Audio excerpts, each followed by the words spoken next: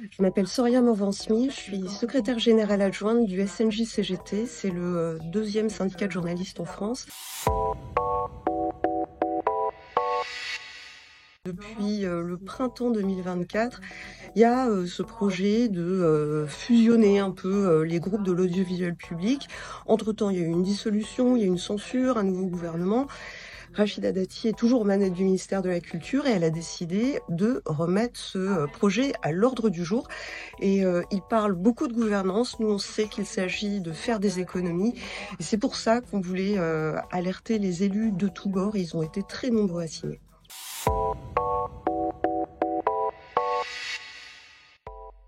Ce qui est sûr, c'est que le paysage informationnel, il s'est beaucoup dégradé en France comme dans le monde. En France en particulier, où on a des milliardaires comme Pierre-Édouard Stérin, comme Vincent Bolloré. Leur projet, il est simple, c'est un projet politique.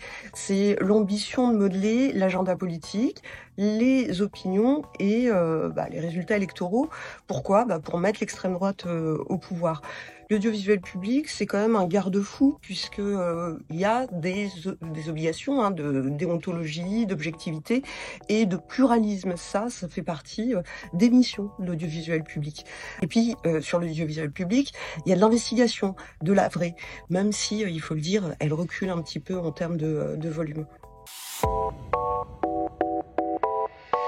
Pourquoi les antennes régionales, elles sont importantes ? Déjà parce qu'elles sont sur place, elles connaissent leur terrain, elles vont sur le terrain, elles sont le reflet en fait des territoires, donc c'est indispensable. On raconte la vie des communes, la vie des gens, des départements, des régions, des collectivités, on parle des enjeux sociaux, des enjeux politiques, donc ça fait remonter les voix au niveau national, c'est important. Il y a des sujets locaux qui deviennent des préoccupations nationales grâce à la couverture médiatique des antennes locales de Radio France et de France Télévisions. Donc on a le sentiment d'exister, on a le sentiment de pouvoir s'exprimer et c'est hyper important. Déjà, le premier truc, c'est que l'audiovisuel public, il fait de l'information. C'est un effort, ça coûte, ça prend du temps, ça prend de l'énergie, ça prend des moyens humains, techniques. Faire de l'information, c'est chercher, c'est vérifier, c'est respecter certains codes et certaines façons de travailler. C'est indispensable. Aujourd'hui, le paysage de l'information, c'est beaucoup les réseaux sociaux, c'est beaucoup le numérique. Qu'a fait Google et qu'a fait Meta, ils ont décidé d'abandonner le fact-checking. Qu'est-ce que ça veut dire ? Ça veut dire que toutes les opinions se valent, tous les faits sont relatifs. Et puis c'est aussi dans l'audiovisuel public toute une série de programmes pour débunker les fake news, pour dire attention, vous avez peut-être vu ça, mais la désinformation, elle tue. Pour des questions de santé, parce que elle développe la haine en ligne. Avoir un programme qui est capable de vous alerter, c'est un service public comme un autre. Et puis, ça fait partie de l'ADN de l'audiovisuel public. Alors, la pluralité des contenus, c'est déjà plusieurs groupes avec des vocations qui ont clairement été identifiées. On ne fait pas la même chose à Radio France qu'à France Télévisions. Chaque chaîne a son identité. Est-ce que FIP, c'est la même chose que Move ? Est-ce que ça s'adresse au même public ? Absolument pas.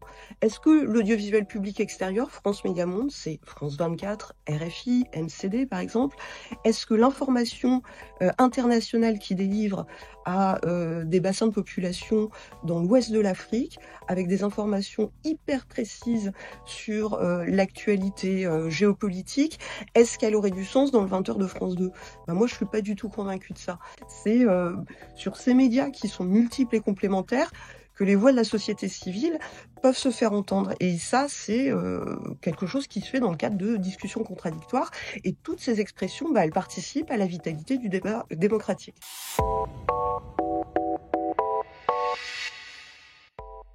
Il y a une étude qui a été publiée il y a quelques années par Eurovision et qui disait que quand on mettait 1 euro dans l'audiovisuel public, ça créait 3 euros de valeur. Je trouve que c'est pas rien. Autour de l'audiovisuel public, il y a aussi plein de métiers. Au-delà du fait d'exposer des gens, de participer à la vitalité économique, d'une région, d'un territoire, d'une nation, il y a aussi le secteur de la culture, de la création. Heu, alors ce secteur, c'est des centaines de milliers d'emplois. C'est plus important que le secteur de la pêche et de l'agriculture. C'est pas un petit secteur. Donc quand on pense réduire l'audiovisuel public, en fait, on peut réduire un pan entier de l'économie française.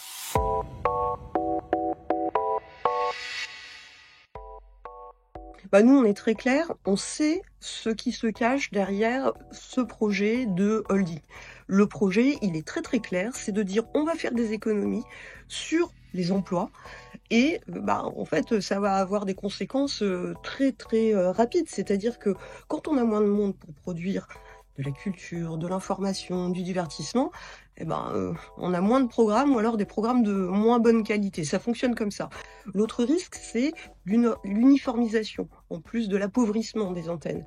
On a besoin de respecter des spécificités, au regard des publics et de la richesse, des contenus apportés aux citoyens et puis, il y a quand même un risque, c'est que pour l'audiovisuel extérieur, on risque d'être assimilé à un média d'État et ça va poser 2 problèmes majeurs. Le premier, c'est 1, est-ce qu'on va pouvoir continuer à être diffusé partout dans le monde comme c'est le cas aujourd'hui?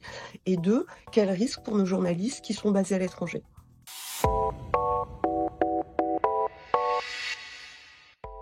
Moins de gens sur le terrain, c'est forcément une information de moindre qualité, c'est moins de contenu informatif, c'est moins d'accès. C'est compliqué, de taper sur l'audiovisuel public si en fait on lui donne pas les moyens de faire, ce pourquoi il est fait. Et puis, ça a aussi un coût, pour les humains qui travaillent dedans.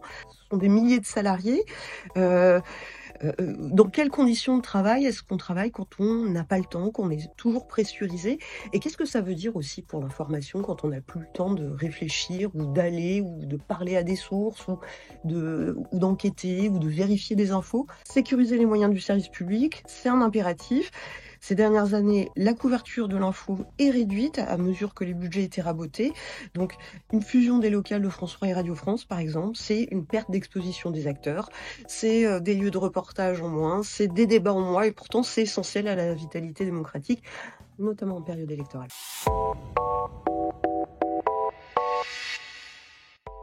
Si on pense à une direction unique, enfin, il y a un risque de mainmise politique qui est évident. C'est une vulnérabilité aux pressions, mais de toutes sortes, y compris les pressions économiques, par exemple. Comment est-ce qu'on va apporter de l'info honnêtement si il y a une forte pression? Bah, ça va être très, très compliqué. Et puis, il y a des exemples concrets aussi, rien qu'en Europe, en Italie, en Slovaquie par exemple, ou en Hongrie, on voit qu'il y a des pouvoirs autoritaires et ben, qu'est-ce qu'ils font? Ils se débarrassent de ce qu'il y a autour, ils gardent quelque chose de très, resserré et puis ils essayent de les mettre à la botte. Et le problème, c'est que pour ces dirigeants autoritaires, et ben, l'information, c'est d'abord la communication de ce qu'eux ont à dire. Sauf que c'est pas ça l'information. L'information, c'est de pouvoir laisser des journalistes faire leur travail en toute indépendance. Bah, il y a des gens à qui ça plaît pas, il y a des gens qui ne comprennent pas ce principe. C'est d'ailleurs le cas du RN en France.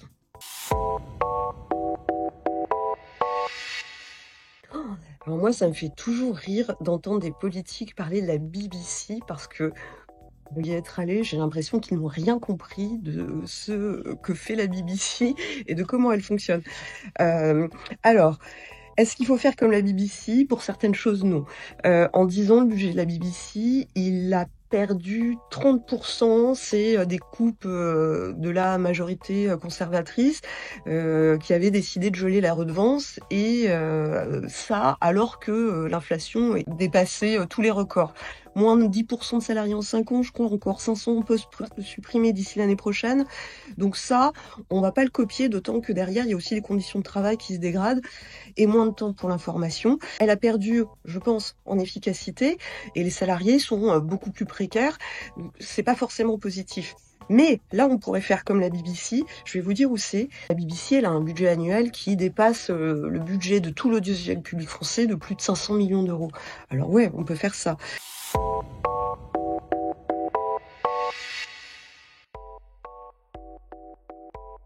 La première des choses, c'est qu'on dit pas qu'on va renforcer l'audiovisuel quand on essaye de faire des économies, c'est n'importe quoi. Il me semble important d'avoir une approche qui est de sécuriser le financement de notre bien commun. D'abord parce que c'est une obligation du règlement européen sur la liberté des médias. Le faire, c'est aussi donner aux citoyens aussi sa place. On participe collectivement à ça. Nous, les représentants de l'audiovisuel public, on plaide pour un fonds de garantie de l'information indépendante et pluraliste du savoir et de la création. On pense qu'il faut une ressource affectée qui soit suffisante, qui soit pérenne, qui soit lisible, et puis surtout qu'elle soit fiscalement juste.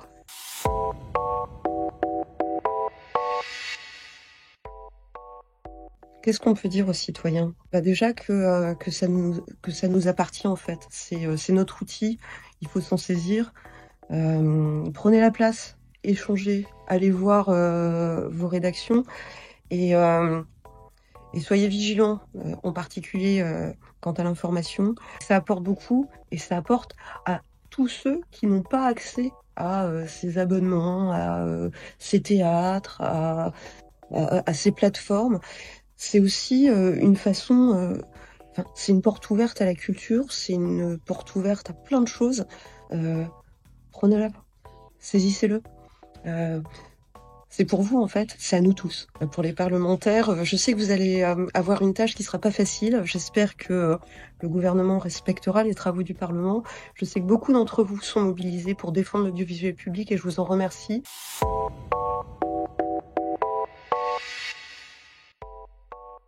Pour moi, le cœur du travail d'un service public d'information, c'est de poser les enjeux pour que les citoyens puissent prendre des décisions informées.